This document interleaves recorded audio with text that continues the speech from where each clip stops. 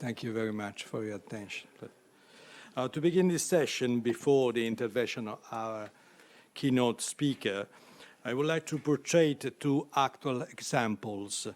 The first one regarding the Pacific trash vortex, an island of trash moving in the Pacific Ocean, of trash that the international community cannot dispose properly. Rather, they forget about the existence of it. If that island threatened the Mediterranean coast, our reaction would be different. The second example is the one regarding Canadian trash. The Philippines don't want to manage it, and for this reason, a diplomatic crisis has originated between the two countries. This is an example of our Western guilty conscience.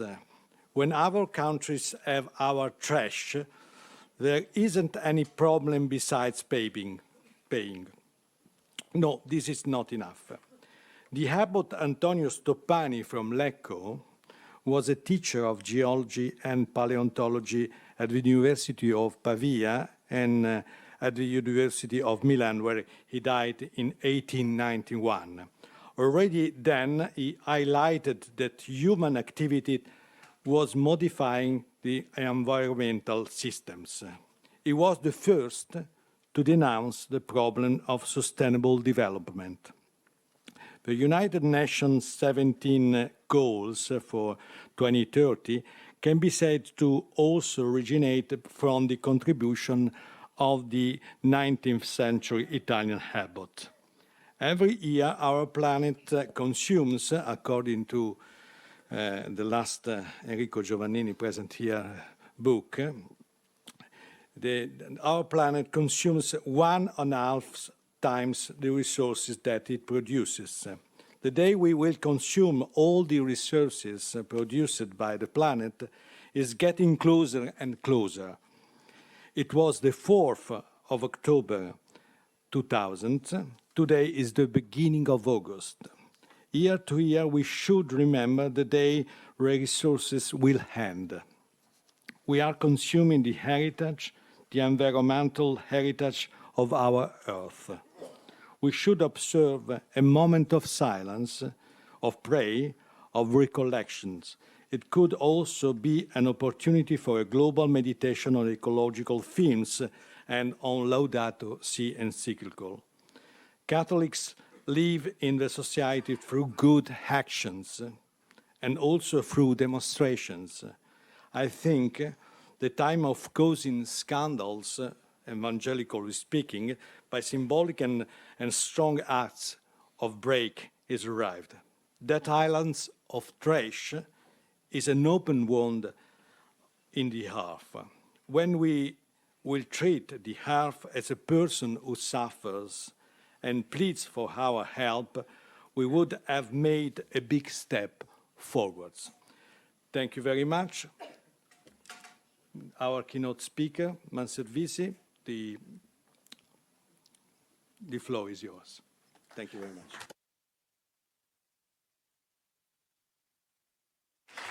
Well, thank you very much.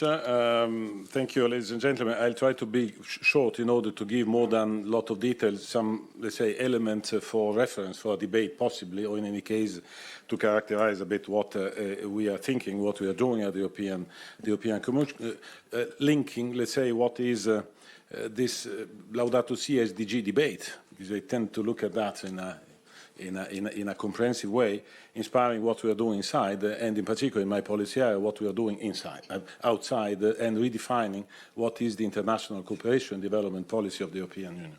This discussion today obviously is in a very important moment because of Europe, is important for Europe, because after all, after the election, before the election, after the election, there is a question mark that we can translate in our language, the sustainability of the model.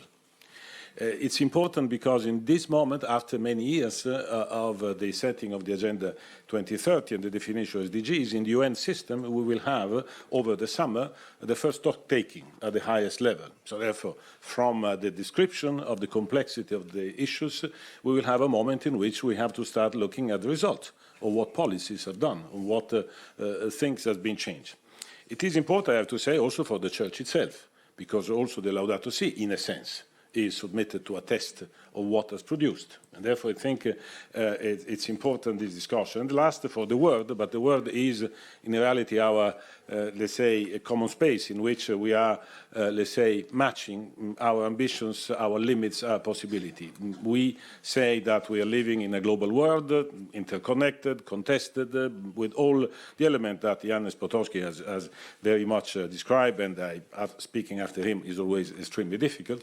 But simply to say that the insustainability of globalization are, in a sense, what is the target of the Agenda 2030. Therefore, in the moment when we are measuring the state of play and reshaping our policies, we are testing a bit what we are doing in front of this. Are we able to turn sustainable what today looks rather unsustainable? Like, for example, the islands of trash, which even if they are far away, very often starting with our bad policies. And this is the link, the structural link, which makes it possible today, when we speak about international cooperation and development policy, to think about this as dealing with somebody far away, dealing with somebody different. We are dealing about the challenge that we are able or not ourselves to deal with.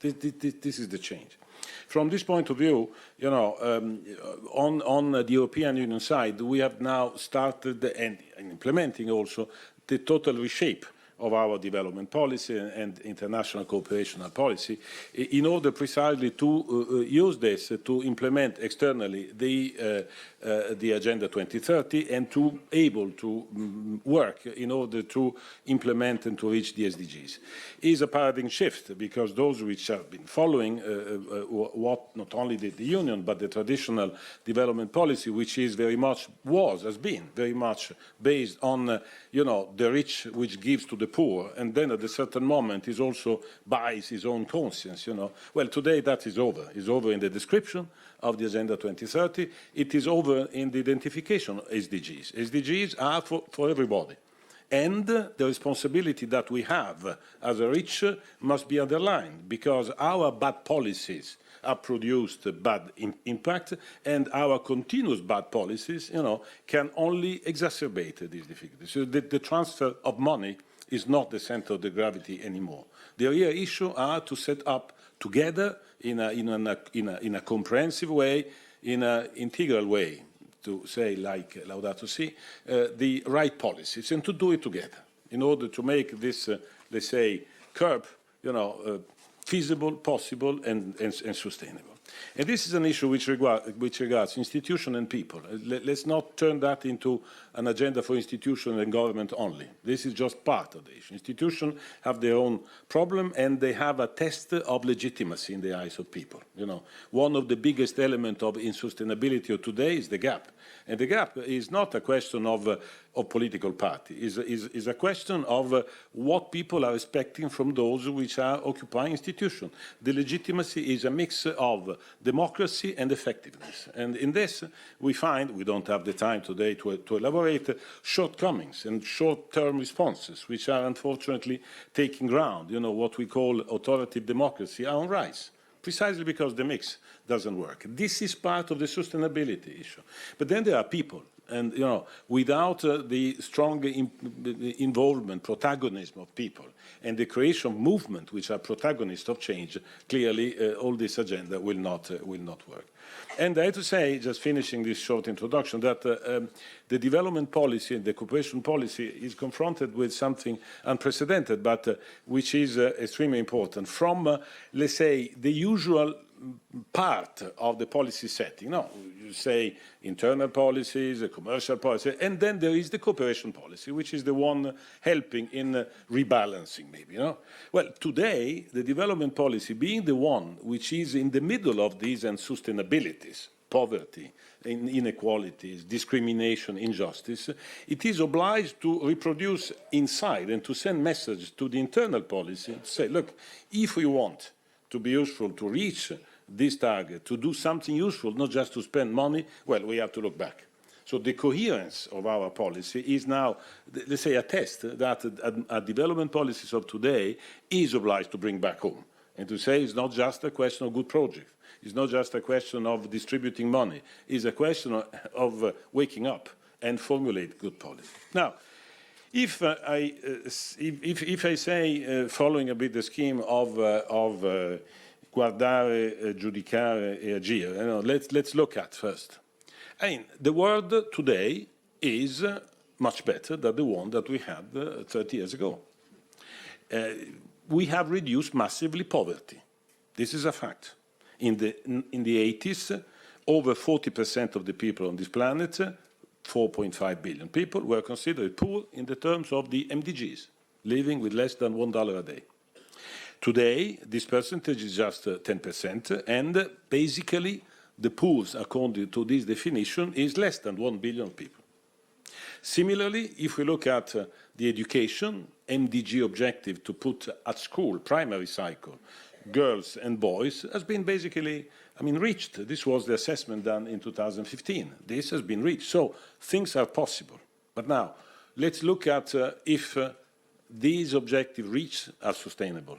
And then we see a different story, and this is the second point. The quantitative targets have been reached, or often have been reached, but now the question of sustainability, and we see now that poverty is on rise again, in particular where the fragility of countries, of society, the lack of resilience of society, not supported by good policies, not supported by efficient and legitimate institutions, is unable to consolidate.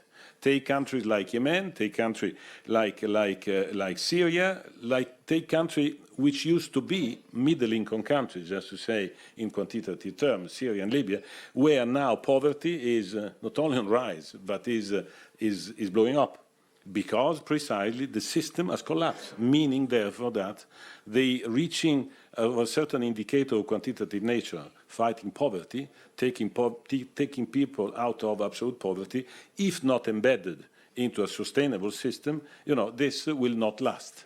Same is true for climate change consideration. Countries, small islands, we said, but also not necessarily only small islands, which a GDP growth, which is particularly high, can lose the GDP in a space of few minutes. A country like Dominica in the Caribbean, in 2 hours, has lost 200% of its GDP. So the fragility of all this is a test of the sustainability of the objective that we have reached. On education, same thing.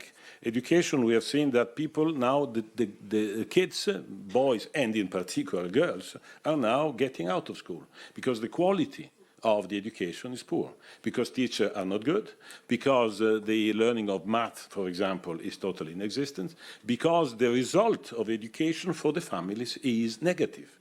And therefore, families are back into the old approach, take people out of school, put them at work in the countryside, in whatever, and girls discriminated again. So one side, look at the reality, is doable, is possible. It has been done. But now, if we don't invest in sustainability, in the quality of the result which have been reached, this will not last. This is, let's say, looking at what is the situation should inspire our action. In any case, it is inspiring the action of the European Union in terms of development policy. Now, the assessment of judgment. There are 5 drivers on which we have particularly to intervene. One is inequalities, and in particular, gender. The second is the human capital or human development. The third one is the governance in particular. The fourth is the environment and climate change. And the fifth is the partnership, the way in which we work. Inequality is probably the one what I would like to start with. Because inequality is the real, let's say, challenge, is the poisoning of our society, and it is quite cutting across, rich, poor, middle. And if poverty had been reduced, for example, between countries, this has not reduced inside countries, where this element of lack of cohesion, and therefore the issue of inequality, structural inequality, which has blocked social movement and social promotion, is one of the key issues that we have to take. Again, if we take a reference to the 80s, 1% of the rich has seen double the gain of the bottom 50%. And today, in countries like the United States, the top 1% holds 42.5% of the national wealth. And I have to say the same is very similar, not only in countries like Russia, but in countries like South Africa, which is probably one of the most unequal countries of the world, recognized by the same ruling class on this. So it is. And I think that Laudato Si on this, as a passage which is extremely clear, which shows the correspondence of this analysis, of this judgment, you know, when it says 20% of the world's population consumes resources in such a way to steal from poor nations and future generations what they need to survive. So if we take, you know, the relationship between the citizens and the resources available, if we were living like a citizens of Madagascar, we will need 0.57 hertz. If we live like a citizens of Qatar, we'll need 8.8 hertz per capita. So therefore, this shows, you know, the level of not only inequality but unsustainability of what we are doing. Now, and just to quote Thomas Piketty, when they say the only real fight against inequalities on a global basis can lead to social equality, which means that development policy should bring this experience into our definition of policies. Because if we don't do it, we could not anymore, as we used to be or we used to do for decades, transfer money fighting poverty. Today, this could maybe be effective in the short term, but it will not last. Therefore, this is the thing that I would like to say. And this is very much enshrined into our DNA, because, after all, we have been built as European Union in the 50s, based precisely on the pillar of solidarity, of inclusiveness. Now, our model is also under stress, if I may say. But one of our best assets in dealing with the world is precisely to think about our experience and to turn that into a development policy, if I may so. We are supporting that with many means and in order to support public policy, but I would not bother you about this. But I would like, rather to stay 1 second on gender, because among the inequality structure, the gender is one of the most unsustainable. Not only for, let's say, we can call it a moral reason, you know, but also for an economic reasons. Women today are still massively discriminated, violated, and prevented to be empowered.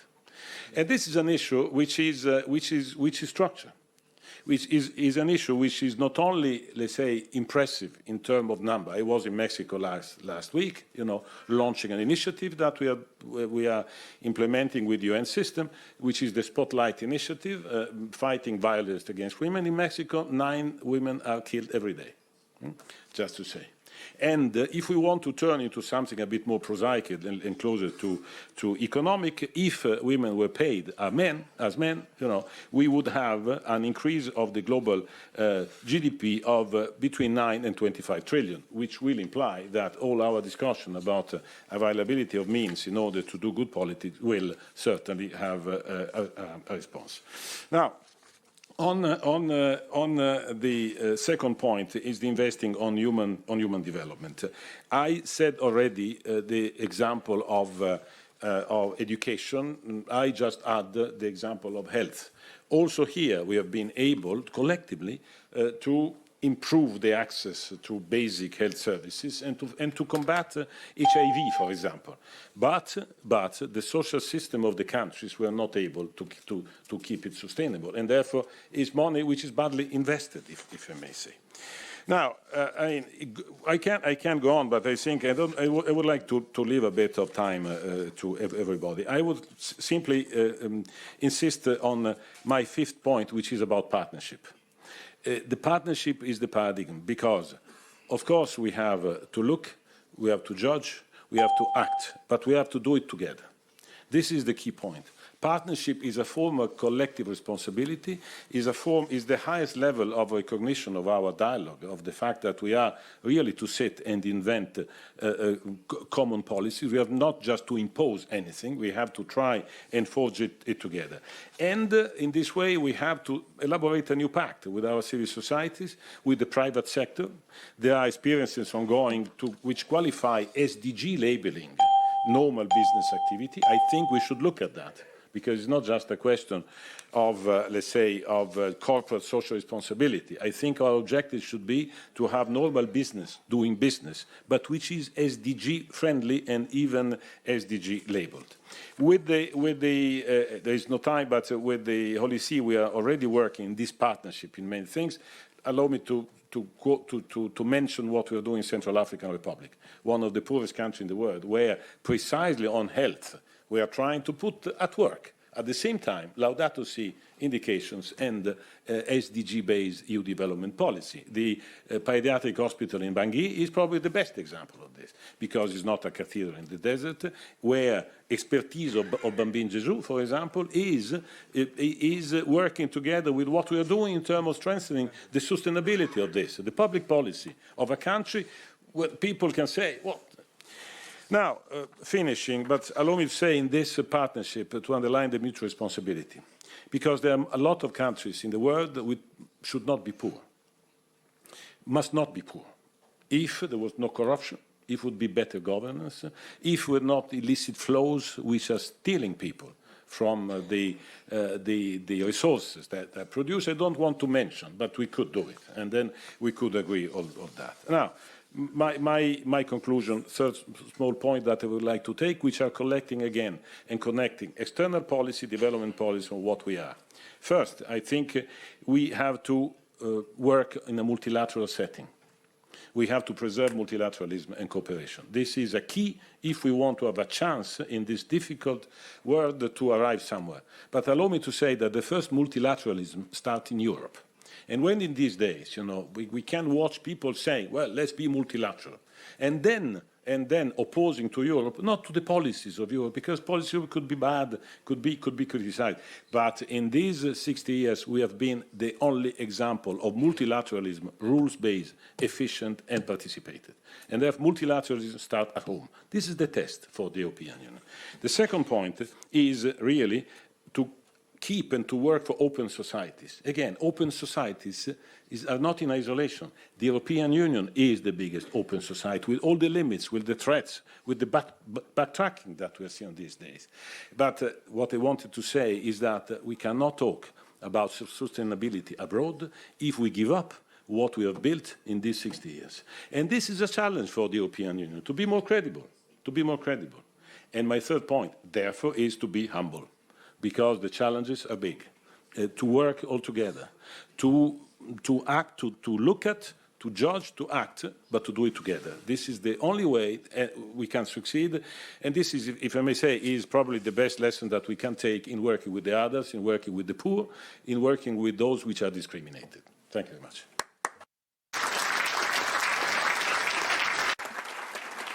Thank you to Stefano Manservisi for his very important speech. Now let's start our round table. First, Esther Lynch, you have the floor. Thanks. Thank you, Chair. Good afternoon. It's always a privilege to represent working people and their unions, but it's a particular honour to be invited back and to have the opportunity to continue the discussion here between the trade union movement and what you're trying to achieve. In my experience, turning an idea into reality is always difficult. Never easy, but it's also not impossible. So I'm approaching this short 10 minutes with a lot of hope and going to try and look at what are the changes that working people are managing to achieve through industrial relations systems to tackle some of these big problems that we're facing. The trade union rallying call for our work in this area is no jobs on a dead planet. And what we're trying to communicate with that is the very real reality that, sorry about that. And what we're trying to communicate with that is the very real reality that unless we have a radical shift, unless we move away from the greed-fueled capitalism that we're operating under, unless we actually shift from that, there isn't any hope for us, no hope for our children, and no hope certainly no hope for our grandchildren, and we have to get serious. Our demand is for a just transition. The just transition captures the idea that not everybody is equally affected, and the way in which the solutions are developed, they'll either have good outcomes for working people, for poor people, or they'll have bad outcomes. And I'll give some examples towards the end of the difference. The transition between brown work to green work, from indecent work to decent work, is at the heart of our everyday practice within companies. I'm thinking, for example, of the work that's undertaken by my colleagues in Spain, where they've managed to close pits.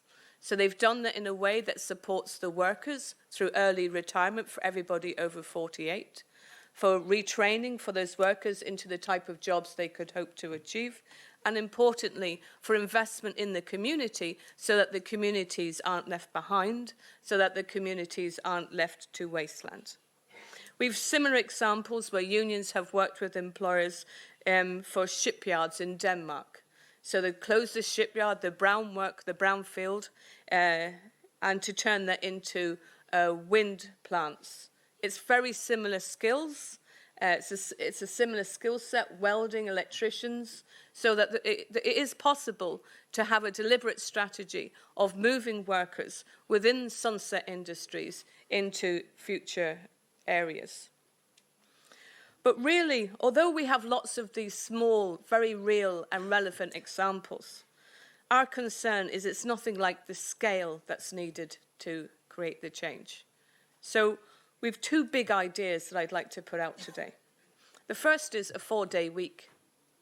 Simply by bringing people so that they're not traveling every day, so that they're not working 5 days a week, simply bringing people to a 4-day week with no drop in pay would be a game changer. Fare-free public transport would be another game changer.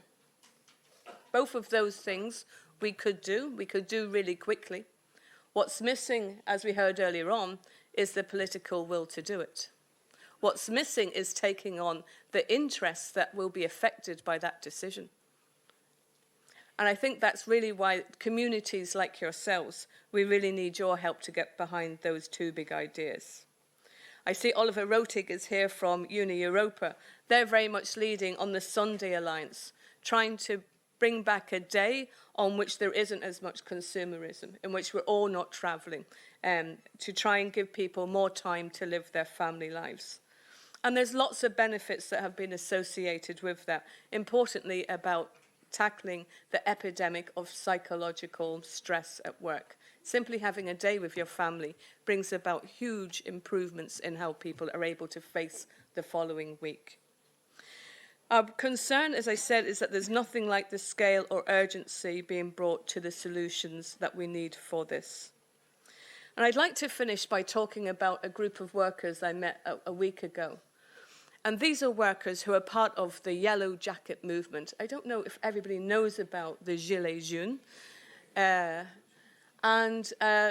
not part of the trade union movement. This isn't a trade union-led initiative. But what it is, I felt it was the voice of people who didn't feel that anybody else was speaking up for them. And how they started out was, it was the introduction of tax on petrol. And I said to them, I said, but are you not concerned about the environment? And they said to me, how dare you? How dare you say that we don't care about our children? We do, of course.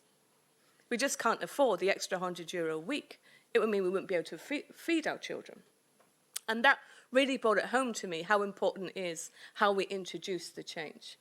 That the way in which who bears the cost for who got all the benefit. It's not those workers who didn't get all the benefit. Someone else got all the benefit, but those workers are going to be asked to pay more than their fair share. So I think for them, What they were talking about was they said they didn't want to live so far from where they worked. They had been forced out because of the price of housing. There was no public transport, or if there was public transport, it didn't run at times that their employer required them to be in work. If they turned up for work even a second late, there were severe consequences. They talked a lot about fear at work. They talked a lot about not being in control of their work. They talked about how they were monitored if they went to the toilet, that the productivity, for example, if you take Amazon as the poster boy for this story, you've got the richest man in the world who earns more in 11 seconds than his workers are going to earn in a year. He has a patent to put people inside a cage. So, a lot of the talk about, have the human in control, and that seems to be okay. Is that okay? Is that, how do we challenge that? So it's very difficult to listen about discussions about tackling poverty and not to recognize that tackling poverty means stopping that type of practice. It means taking these people on. It means changing the system. It means putting rights back in the hands of workers. It's about making sure that workers can bargain for their fair share, that they can bargain for a safe day at work, for a fair and decent work. And the way to do that is through making sure that people can join trade unions. People want to be active agents in improving their own lives. And the way in which you're an active agent in improving your own life in the workplace is by having the opportunity to stick with your workmates, to stand up and say, that's not fair, that's not just. And we want a fair share of the profits that we're creating. We want to move to a 4-day week. We want to have ways in which we can use public transport. We want you to support us to get the type of training that we need to move on to a fair future. I'm going to finish by talking about myself, because I think you have to keep these things real. You have to think about, what skin in the game do I have in this discussion?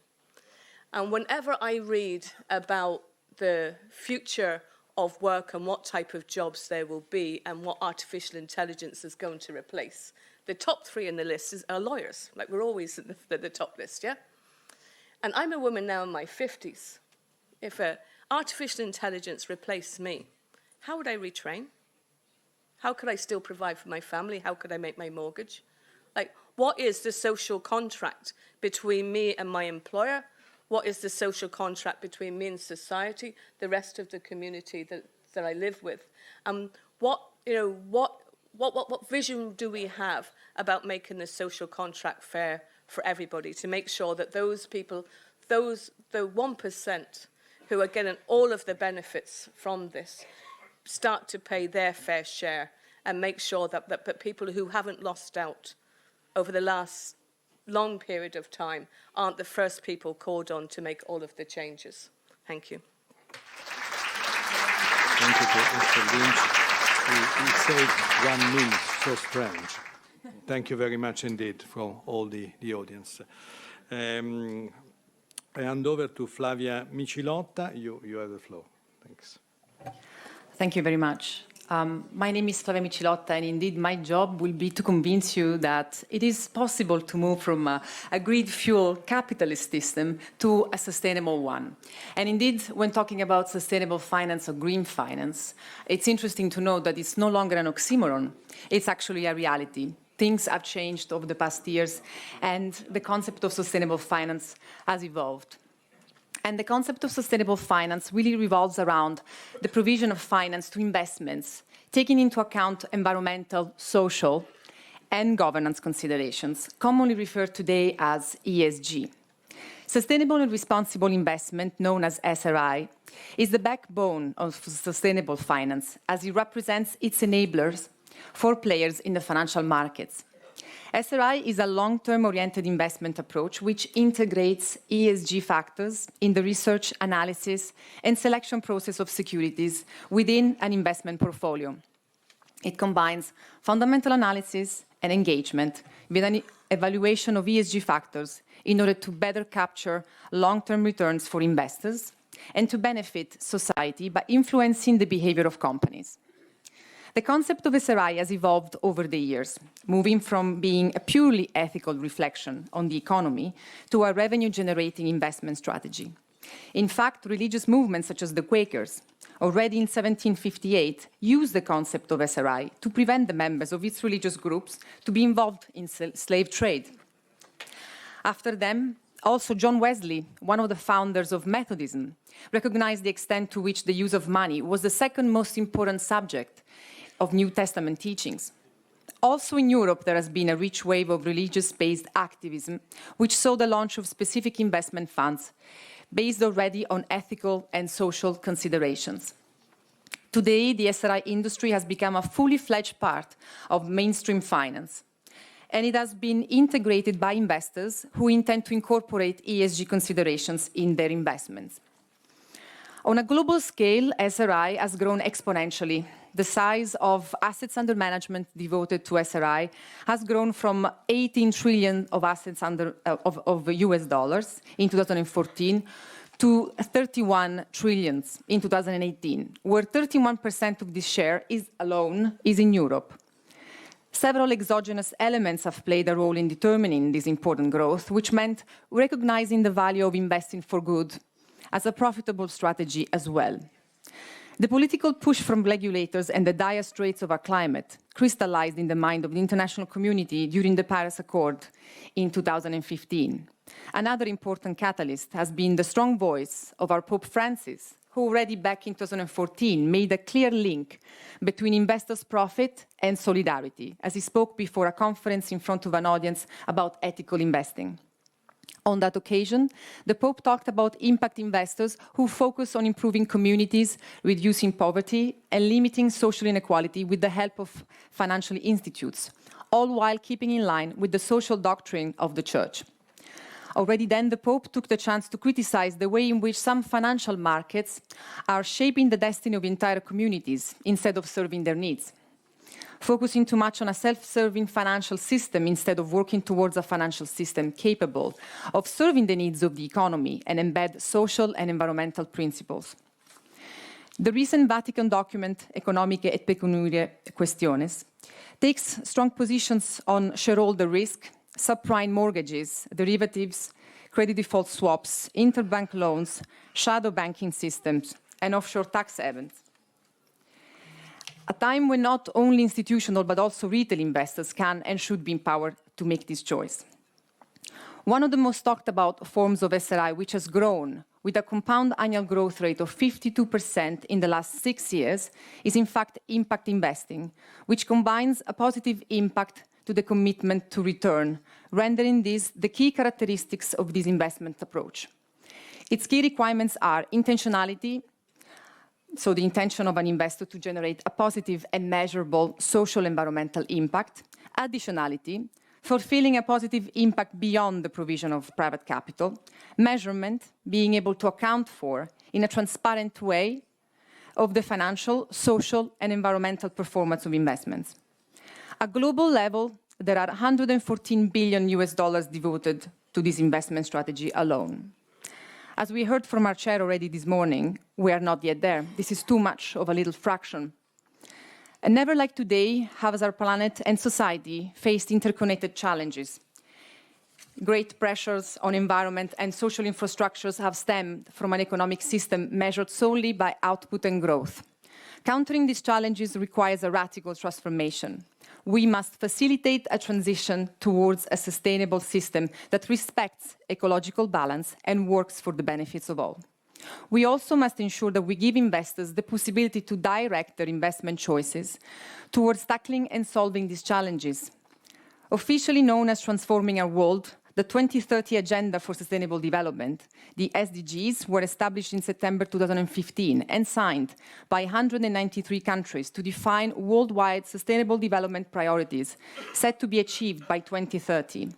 The 17 goals and 169 sub-goals are interlinked and equally important and call for close and active cooperation between all stakeholders. The SDGs offer a framework that allows companies and governments to demonstrate how they help to advance sustainable development by minimizing negative impact and maximizing positive impact on planet and society. A tremendous amount of financing is required to realize the SDGs. Investment in infrastructure development alone, a key bottleneck to economic transformation and sustainable growth, faces financing need at the global level of 5 to 7 trillion US dollars per year. These investments are expected to open up 12 trillion US dollars of market opportunities, as well as create 300 billion new jobs.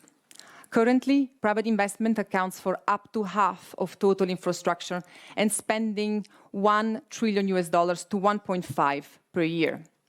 Conversely, almost 100 trillion US dollars of funds are managed by institutional investors in OECD countries. And as we have seen, this is still only a minor percentage which is invested in sustainable assets today.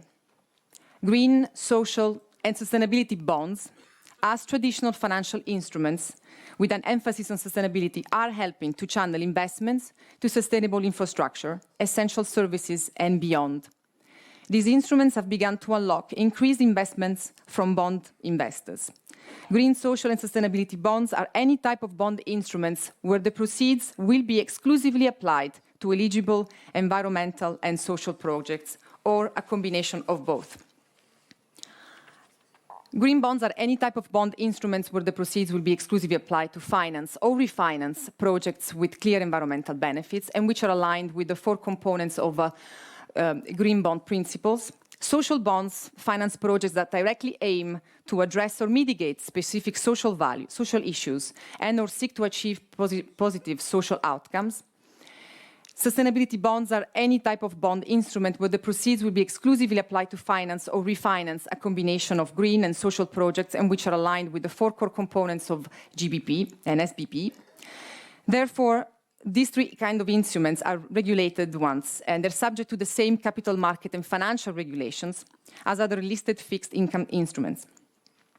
The Global Impact Investing Network reported that 60% of impact investors stated that they actively track or plan to track the financial performance of their investments with respect to the SDGs.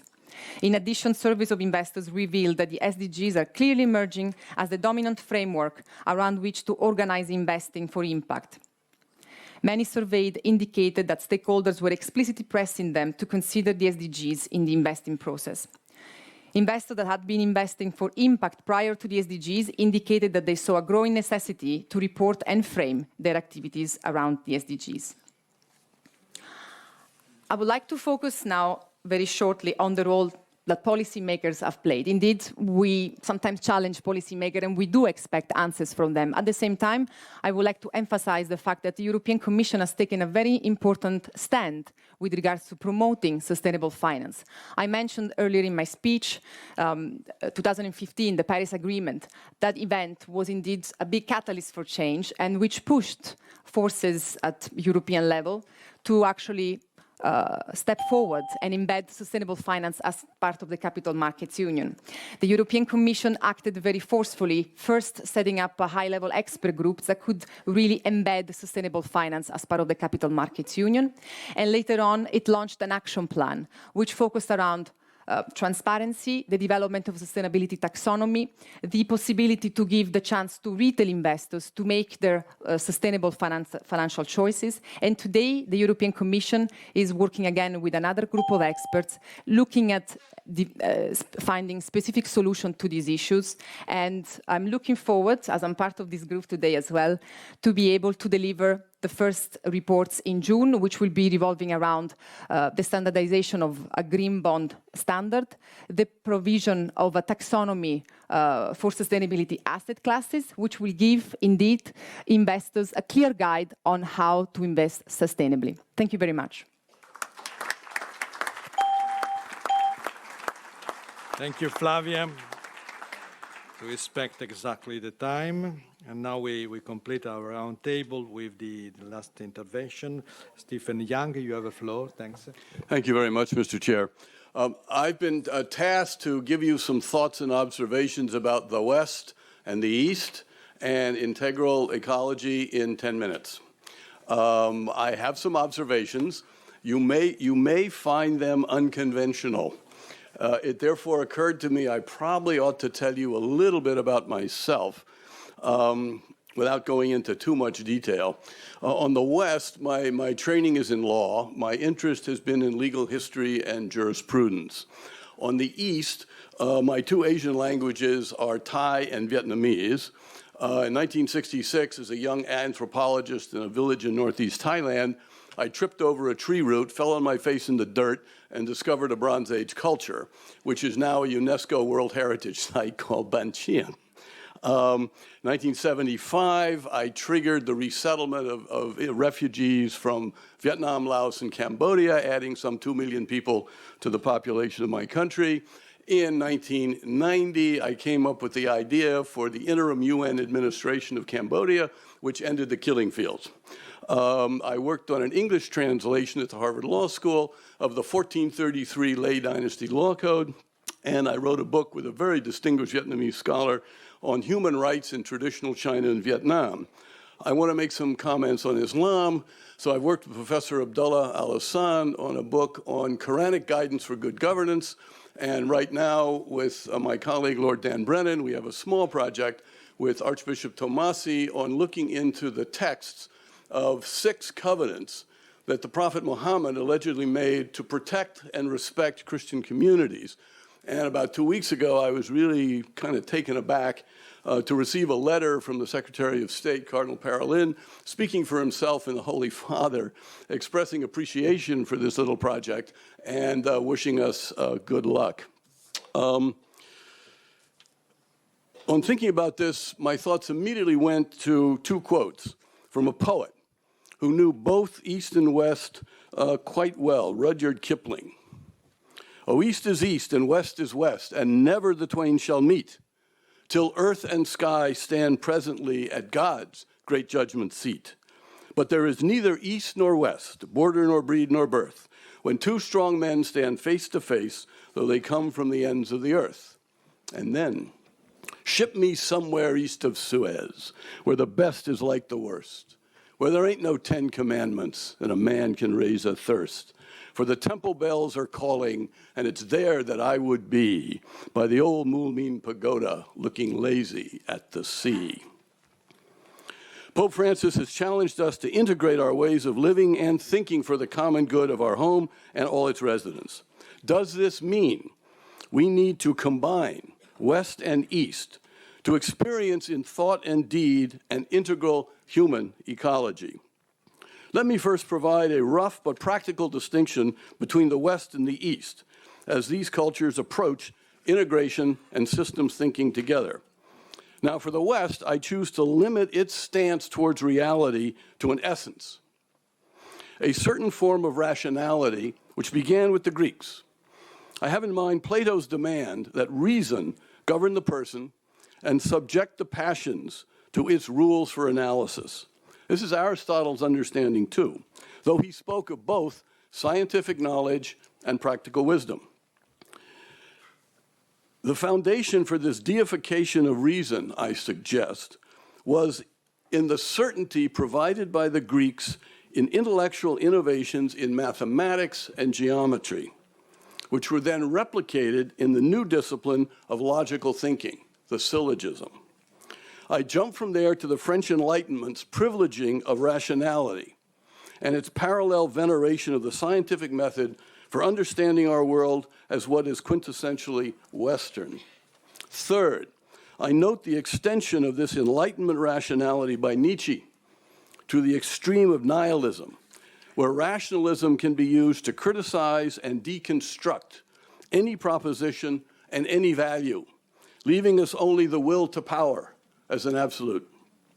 The will to power, of course, seeks to dominate and does not tolerate being integrated with anything outside its chosen domain of control.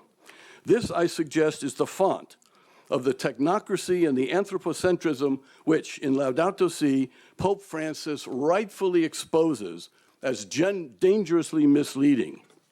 The Western way with the mind finds security in separation, in definitions, in the logic associated with words, in compartmentalization, in individuation, in analysis of innumerable disparate facts, in the separation of mind from body, of is from ought, of humanity from the divine, though Kant tried to create a substitute for that separation with his categorical imperative. Next, and this may be somewhat controversial in this setting, I separate from this presentation of Western epistemology and metaphysics the Abrahamic religions. I suggest they stand on a different footing of belief. The Abrahamic tradition places humanity in a covenanted relationship with God so that we become his agents and stewards. St. John Paul II wrote of our being co-creators of God of the world through our work, really our various vocations. Laudato Si affirms our stewardship obligations to care for, which we heard, I think, eloquently from His Eminence Cardinal Turkson a little while ago, what is created by God, both natural and social. The Old Testament in Ezekiel 34 speaks of God wanting to remove his flock from the bad stewardship of the shepherds of Israel, who fed themselves and not the flock. Jesus in his ministry gave us the ideal of the Good Shepherd. The Quran teaches that the God of Abraham created us to be Khalifa, or stewards of his creation, and gave us everything we own, we use, we have, from our intelligence to our money to everything, as an amana, or a trust, not for our ownership, but for our wise use. Now, switching to the East. For quintessential Eastern wisdom, I select from China 3 texts: the Confucian Doctrine of the Mean, the Tao Te Ching, and the I Ching. Here the texts point us to integration of understanding around a mean, or a balance, of factors, forces, and facts. These texts do not speak of separated absolutes, and they provide no space for arrogant, domineering power. Rather, the human effort is to align, to flow, to be harmonious, to extend the ego widely, encompassing others and all circumstances. I would add to this Chinese approach from Buddhism the advice given by the Buddha in his first sermon, as I have learned from my colleague Pranil in Thailand, where I teach sustainability and Theravada Buddhism, to bring the Dharma into ourselves. The word Dharma, as used by the Buddha in that sermon, refers to a capacity to hold ourselves sustainably going forward, securely placing our feet on the ground step after step after step. Our integrated persona of mind, heart, and soul can do this through thoughts, through understanding, through focused concentration, through the right use of words, actions, and our personal vocations, which are integrated one with another to give us ease and confidence. By placing us in the Dharma and the Dharma in us, Buddhism sees all of existence as a dependent co-arising. This is very much what Laudato Si, I think, is telling us from an Abrahamic perspective. Then from Japan, I would not overlook the naturalism which is Shinto. Under Shinto, with its acceptance of many powers, called the kami, in all things, in everything, we are then to bring a clean mind, free of selfishness and individual hubris, to any meeting of ourselves with the kami. This frame of reference leads to the Japanese social practice of giri ninjo, which is mutual dependencies between, let us say, labor and owners. And by the way, Japanese labor relations are rather quite different from what you have in Europe, right? Let me conclude with an observation that the 17 SDGs and their 169 sub-goals reflect the Western technosphere and the rational approach of experts and the division of labor into various separate tasks, each with their own goals. The implementation process for the SDGs is rational, compartmentalized, bureaucratic, with annual reports on achievement focused on data and finance. But does this process have a heart or a soul? Is it really an integrated ecology? It seems to me that the Abrahamic religions, which I have posited as neither Western nor Eastern, can perhaps inspire and broker an integration of West and East through insight, discernment, and then objectification of our stewardship responsibilities. Thank you.